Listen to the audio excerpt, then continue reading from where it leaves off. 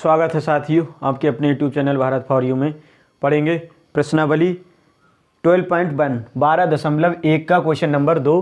Question कह रहा है दो वृत्तों की त्रिज्याएं क्रमशः 8 सेंटीमीटर और 6 सेंटीमीटर हैं। उस वृत्त की त्रिज्या ज्ञात कीजिए जिसका क्षेत्रफल इन दोनों वृत्तों के क्षेत्रफल के योग के बराबर है। क्वेश्चन का मतलब है दो वृत्तों की त्रिज्याएं दी हैं, उनका क्षेत्रफल आप निकालें। तीसरे त्रिभुज का क्षेत्रफल इन दोनों त्रिभुजों के क्षेत्रफल के योग के बराबर है। देखते हैं, दिया है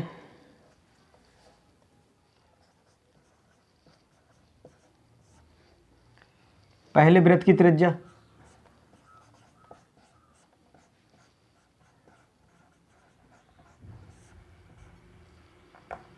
पहले वृत्त की त्रिज्या को मान लिया हमने r1, कितनी दी है 8 सेंटीमीटर।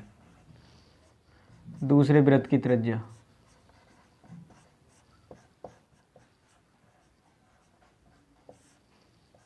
इसका नाम दे दिया r2 है 8 सेंटीमीटर। पहले वृत्त का क्षेत्रफल निकालेंगे। किसी त्रिभुज का क्षेत्रफल होता है पाई r स्क्वायर। पहले वृत्त की बात हो रही तो यहाँ वन लिख देंगे, r1 पहचान के दी r1 क्या हो जाएगा, पाई की वैल्यू ऐसी रहने दीजिए, r1 की जगह लगा दीजिए यहाँ। r1 कितना है 8 और इसका होल स्क्वायर, तो पाई और इसका होल स्क्वायर हो गया 64। तो यहाँ हम लिख सकते हैं 64 पाई। ये आ गया पहले वृत्त का क्षेत्रफल।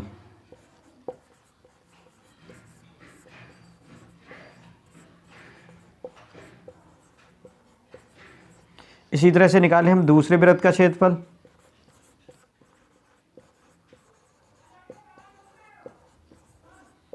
तो दूसरे वृत्त का क्षेत्रफल क्या होगा, पाई, दूसरी बात हो रही तो r2 स्क्वायर, पाई को ऐसे ही रहने दी। r2 की वैल्यू यहाँ से निकालिए 6 है, 6 का स्क्वायर क्या हो गया ये 36, यानी कि इसे ऐसे हम लिख सकते हैं 36 पाई क्या दूसरे वृत्त का क्षेत्रफल।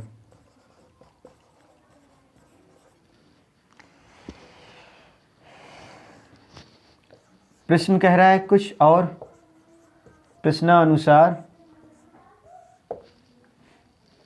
नए वृत्त का क्षेत्रफल बराबर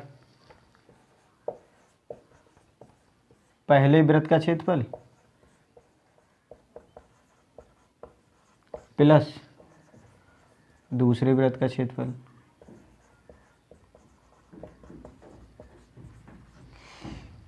नए वृत्त का क्षेत्रफल क्या हो जाएगा, वृत्त का क्षेत्रफल होता है पाई r स्क्वायर। तो यहाँ नए वृत्त की बात हो रही तो कैपिटल R मान लीजिए r स्क्वायर बराबर पहले वृत्त का क्षेत्रफल यहाँ हमने निकाला था, पहले वृत्त का क्षेत्रफल आया 64 पाई प्लस दूसरे वृत्त का क्षेत्रफल भी निकाला हमने 36 पाई। इसको जोड़ा हमने तो ये हो गया 001 100 पाई, पाई r स्क्वायर कैपिटल। यहाँ से पाई तो जाएगा कट, तो r स्क्वायर बराबर आया 100। r निकालेंगे तो ये अंडर रूट में हो जाएगा 100, यहाँ से r निकालेंगे तो आ जाएगा 10।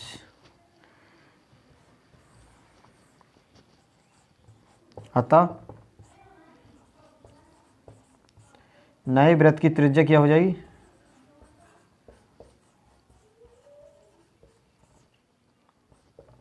10 सेंटीमीटर होगी। नए वृत्त की या उस वृत्त की त्रिज्या 10 सेंटीमीटर होगी। Okay, thank you, thanks for watching.